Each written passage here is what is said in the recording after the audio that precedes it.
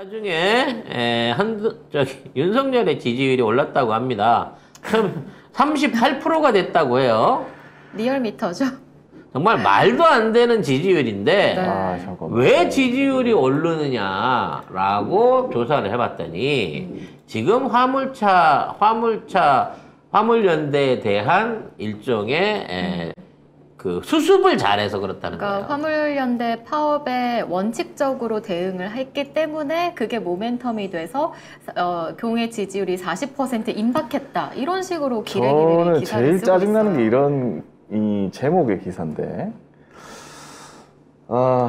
이 서울경제도 그렇고 아까 보니까 뭐 시사저널, 조선일보 전부 다 이렇게 썼습니다. 화물연대 강경 대응 통했나? 지지율 40% 근접 해서 38.9%예요. 근데 이걸 40%라고 얘기하면서 야, 후하네. 네. 예전에는 0.1%만 빠져도 40% 붕괴됐다고 그 난리를 치더니 그렇죠. 네. 문재인 지들은 대통령한테는 넉넉하게 해주네. 근접이라고 하면서 화물연대 강경 대응 통했나라고 이 제목을 썼는데 이게 근거가 없습니다. 왜냐? 리얼미터에는 왜 지지율이 올랐나에 대한 반응이 없어요. 언론이 그렇게 만드는 거죠. 그냥 지금 뉴스 보니까 이거 화물연대 이거 해가지고 강경 대응에서 오른 것 같은데? 라고 해서 쓴 거예요. 이게 어떻게 알 수 있냐면 이 지난주에 제가 하려다 마는 얘기인데 한국갤럽 조사거든요. 한국갤럽은 31%가 나왔습니다. 지난주에는 30인데 이번에 31 나왔는데 자 일단 이 보면은 지지 정당별 국민의힘 367, 더불어민주당 326 거의 41명이 적어요. 민주당이. 자 그리고 성향별 보수 310, 진보 252 한 60명. 한 50명 정도가 적어요. 50명 넘게 적은 것 같아. 이렇게 해갖고 이렇게 해서 8%를 해가지고 끌어올린 거네. 31% 만드는 거예요. 그리고 여기는 한국갤럽은 왜 잘하고 있냐, 잘못하고 있냐 하나 말해달라. 1번 공정저기 원칙이 12%입니다. 자 그러면 언론에서 어떻게 얘기하냐면 윤석열 지지율 1% 올랐는데 그거는 공정정의 원칙 때문이다라고 써야죠. 근데 이 언론에서도 그 지난주에서도 노조 대응 8%로 썼어요. 노조 대응 때문에 지지율이 올랐다. 근데 8%는 외교. 뭔 외교? 외교, 의젓한 외교 그거? 노조 대응 전반적으로 잘한다. 요 세 개가 8%입니다. 그게 두 번째 이유예요.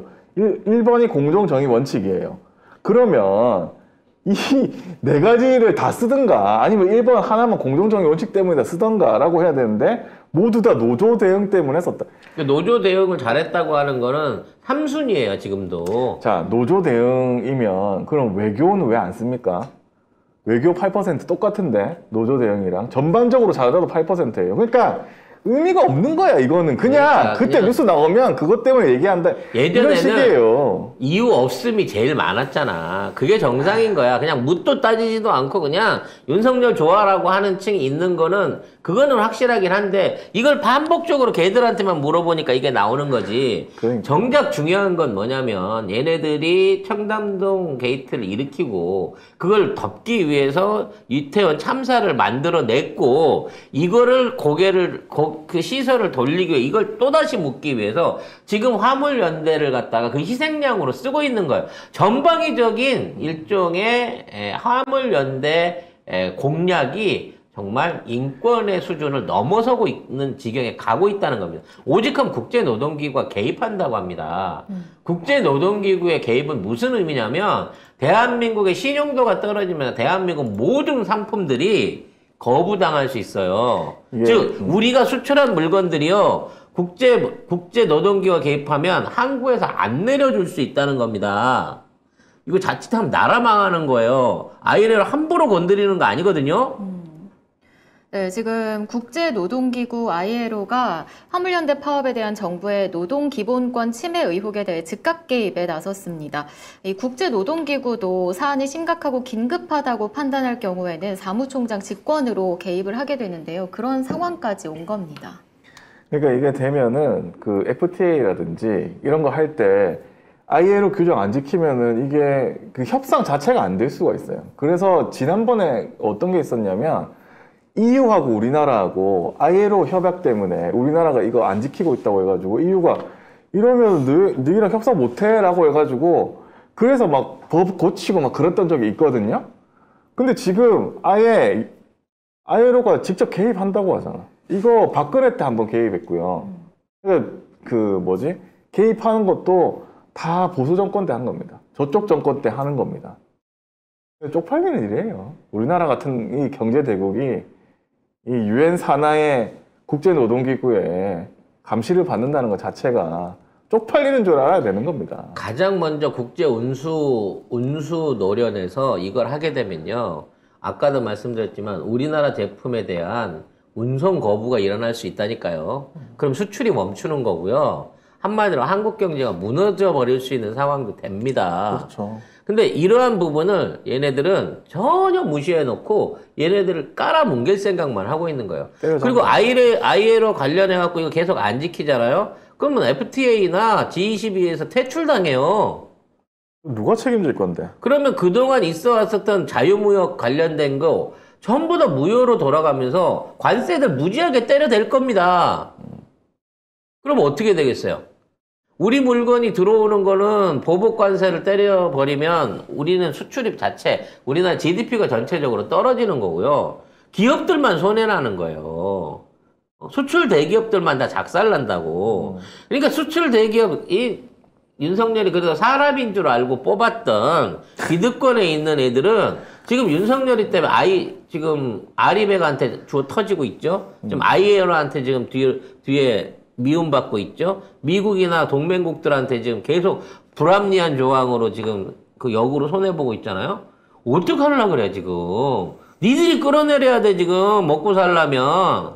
진짜 그렇게 돼야 되고, 실제로 이런 건 또 기사에 안 나죠? 이 모닝 컨설트에서 한 이 전 세계 지도자들 여론조사 요거 보면은 또 꼴찌거든요. 20%네, 20%.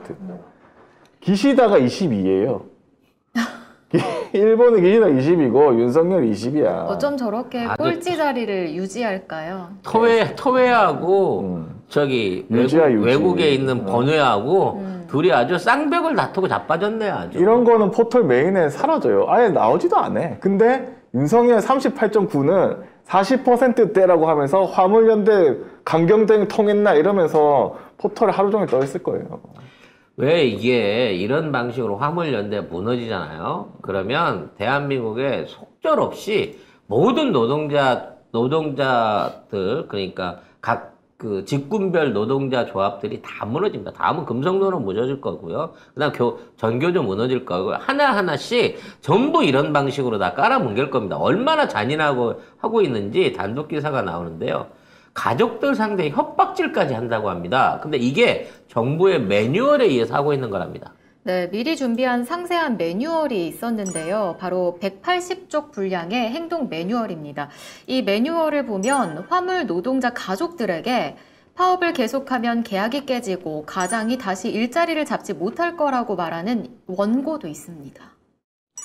다단계에서 사람 꼬실 때 원고 돌리거든요. 그거는 정부가 대놓고 협박하는 거예요. 조직적으로 노동자들을 협박하는 거예요. 이게 천국이 말하는 노동자를 없애야 된다는 차원에서 네. 정부가 이따위 매뉴얼을 발간을 했다는 겁니다. 책으로 아예 출판을 했어요. 이걸 이제 국토교통부가 그 표준을 만들고 다른 부처와 또 기관들이 내용을 더했다고 합니다. 180쪽 분량입니다. 아니, 노동자들은 국민 아니에요? 그리고 거의 국민의 대부분이 노동자입니다. 대한민국의 노동자가 자영업자를 포함하면 2,500만 명입니다. 그 가족들을 까지면 3천만이 넘어요. 근데 이 사람들을 다 없애고 누가 대한민국을 이끌어가겠다는 겁니까? 대한민국 경제를 누가 일으키겠다는 거예요? 다 때려잡으면 뭐 해결이 되나? 해결이 되냐고. 해결이 아무것도 안 되잖아요. 그리고 왜 비겁하게 가족들을 건드려? 가족은 건드리지 말자. 비겁하고 치졸하고 쪼잔하고 밴댕이 소갈딱지. 이 정말 협박하는 거잖아요. 국민을 상대로, 유권자를 상대로. 자기들 뽑아준 사람들도 이 협박 대상에 포함되어 있습니다. 이 찍은 정신 차려야 돼요, 진짜. 자, 이런 와중에 이건 이제 노동자로서 탄압을 받는 거예요. 그죠? 네. 노동자 아니고 공정거래위가 또 나서가지고 자영업자라고 그러면서 지금 공정위가 또 부당한 요구를 하고 있다고 합니다. 네, 공정거래위원회가 부산 남구 화물연대 부산지역 본부에 현장 조사를 나가서 보고 제출 명령서를 전달한 것으로 확인됐습니다. 이 화물연대 투쟁 지침부터 조합원 명단, 또 탈퇴자 명단 등까지 제출을 요구했습니다. 거기에 조합 의사력과 뭐 간부회의 회의 자료, 그다음에 조합원 명부. 압수수색이야 네. 이거. 그러니까 사실상의 압수수색 내용을 제공한 거예요. 그러니까 니네가 무슨 생각하고 있고 어떻게 투쟁할 건지를 다 내놔 라고 요구를 하고 있는 겁니다. 12가지 항목이 명시되어 있는데 제일 마지막은 일반 현황이거든요. 이거는 사람이 직접 손글씨로 쓴 겁니다. 그러니까 원래는 기재되어 있지 않은 내용이었죠. 추가로 거기서 현장에서 써 붙였구나. 네. 아니 야, 포션을 제대로 취해 노동자인지 자영업자인지 탄압은 노동자라고 하면서 해외에 나가갖고는 이 사람들 노동자예요 자영업자예요 그리고 몰고 갈 거야? 자영업자인데 왜 남의 트럭을 니들이 끌고 가?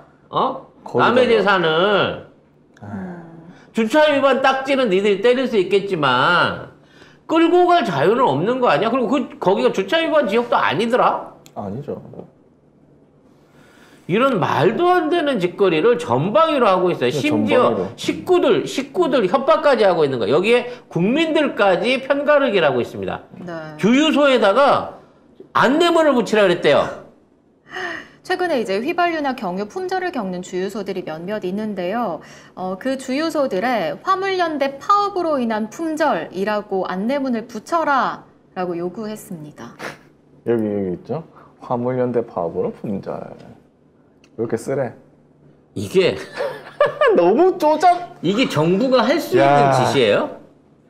아니 이 화물연대 파업 때문에 그러면 정부가 사과를 해야지. 네. 이러한 사태를 일으키고 협상이 지지부진한 데에 대해서 국민들께 사과를 해야지 화물연대 탓이에요 라고 써붙이라고 하는 명령문을 낼 수가 있냐고.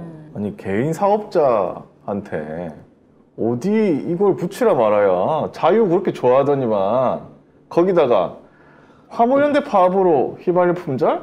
아니지. 윤석열 때문에 휘발유 품절이에요 이거는. 이제 바꿔서 쓰세요. 정부의 무능 때문에 휘발유 품절, 윤석열의 무능 때문에 휘발유 품절이라고 써주세요. 주유소 업자 여러분. 사실이잖아요. 네? 사실이지. 사실이잖아요. 정부가 약속 안 지켜서 한 거지. 네. 어떤 주유소 사장님은 이렇게 쓰면 어떻냐고. 이제 품절의 원인을 윤석열 정부의 안전운임제 관련 말 바꾸기 때문이다. 이렇게 써보시면 그냥 윤석열 때문이야. 맞아. 지금까지 한 번도 없었던 일이 왜 윤석열 정부에서만 이렇게 일어나냐고. 그것도 6개월 만에. 진짜 어떻게 이런 일이 일어나지?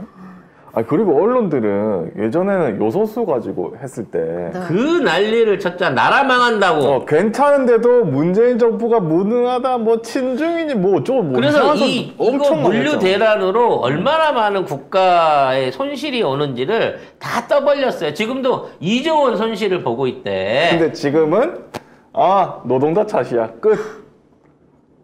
참 편하게 산다. 그럼 화물연대 하시는 분들 2조 원 물어내야 되겠네? 편하게 산다. 편하게 살아. 앞으로 계속 쌓이는 누적 금액도 다 그분들이 책임져야 되겠네? 어떻게 이런 놈들이 다 있지 진짜? 이런 미친 나라에서 우리가 살고 있으면 하루라도 빨리 끌어내리지 않으면 다 죽어요. 다 죽어. 이태원 참사 희생자뿐만이 아니라 노동계도 마찬가지고요. 문화계도 마찬가지고 언론계도 정신 바짝 차리고 연대하고 힘을 모아야 됩니다. 지금 민주당하고 우리 참사 피해자들을 중심으로 해갖고 똘똘똘똘 뭉쳐서 단일 대우를 해서 얘네들을 빨리 끌어내지 못하면 저거 더 이상 아무지 못하게 직무정지를 못 시키면 이 나라 진짜 1년 안에 망하게 생겼어요. 올해만 무역 적자가 400억 달러 이상 난다고 하잖아요.